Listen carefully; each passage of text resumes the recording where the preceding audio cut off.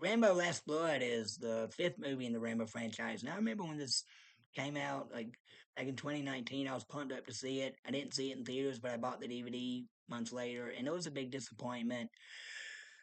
It's even more disappointing considering that Stallone helped write the screenplay. He wrote a much better screenplay with Rambo 4, and he wrote better screenplays with the other three Rambo movies. Uh, he should have directed this too instead of well, if he directed it, it probably wouldn't have worked either because the screenplay turned out to be slop. But the guy they chose to direct it, Adrian Grunberg, I looked up who he was, and he's the guy who directed that Mel Gibson movie, Get That Gringo. Um, and I did like that movie, but he wasn't the right choice to direct this. And Stallone, when he acts in this movie, it's like he's sleepwalking through the role when he mumbles a lot, mumbles his lines for most of the part. Um, the the supporting cast they did all right. The actress who played Maria, the Mexican lady who's friends with Rambo that helps him out at the ranch, she was all right. The teenage girl who looks up to Rambo as an uncle figure, she calls him Uncle John. I liked her. She was the best supporting character in the movie. She, the actress who played her, I think she did best out of all the supporting actors in this movie.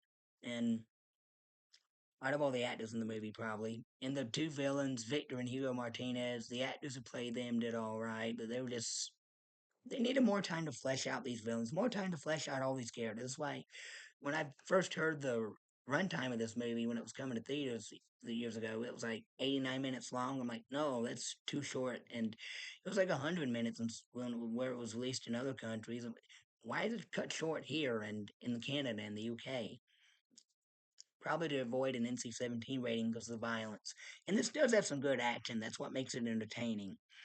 And I like the premise of Rambo trying to live in peace on his ranch in Mexico, being a cowboy, but something happens that causes him to get involved in a one-man war against human traffickers and cartel bosses across the border because it gives it like a Western vibe. And that's a good idea for a Rambo movie, like a modern Western with Rambo as this lone gunslinger.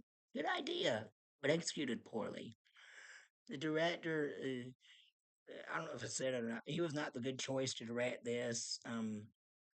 The the cast did all right with what they had. I do like that other character, that female reporter who's reporting on the cartel to expose them after they murdered her sister. She helped Rambo out a bit when he crossed the border. She could have.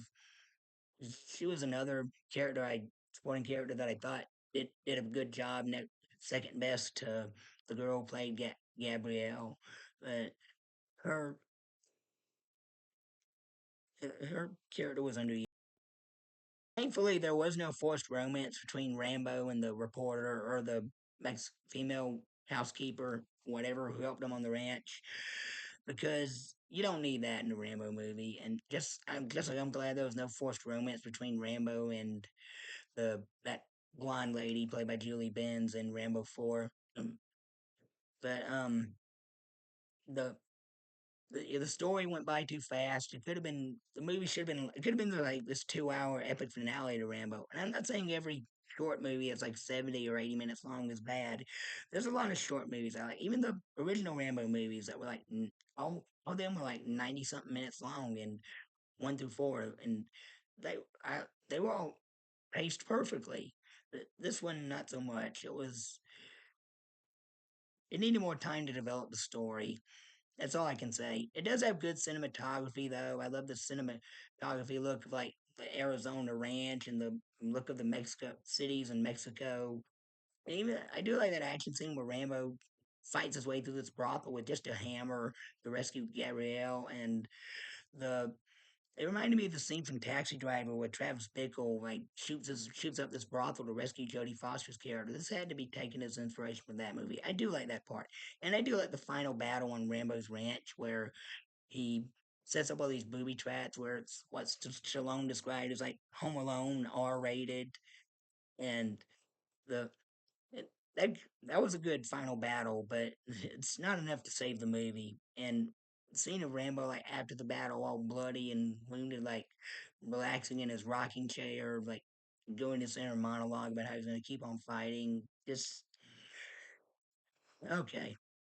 It was a okay, not a good way to say goodbye to Rambo with that one scene there.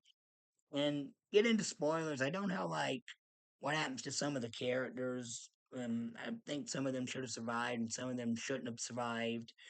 But the ones that should have don't, and the ones that should do. But at least the bad guys get their butts whipped at the end. They don't survive. And I love the showdown between Rambo and the cartel boss, how he takes him out in such a gory but satisfying way. And critics said this movie was too violent, it was racist, xenophobic. No, no, no.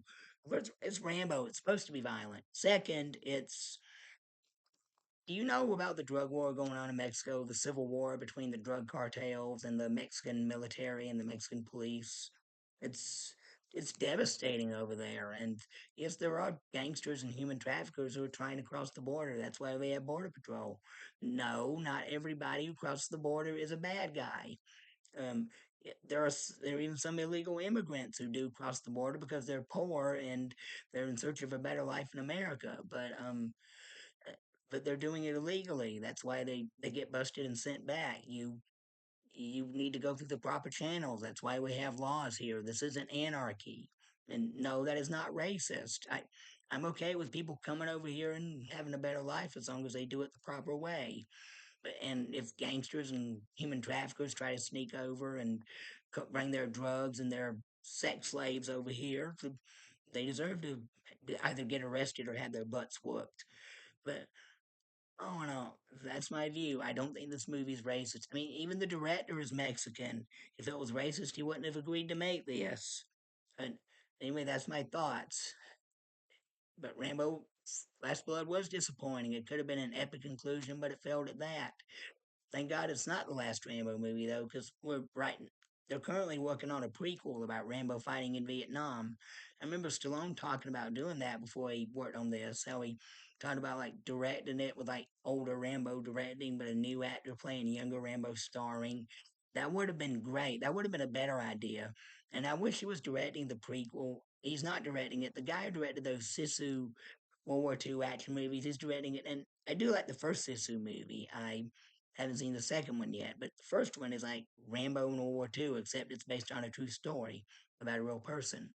And if you haven't seen Sisu, I highly recommend it. And I do recommend this movie for the action, but story's a letdown, but whatever. I give Rambo Last Blood thumbs up for what I did like, thumbs down for what I didn't like. All right, that's my review. If you like it, please hit the like button, subscribe for more. Thank you and God bless you. Bye.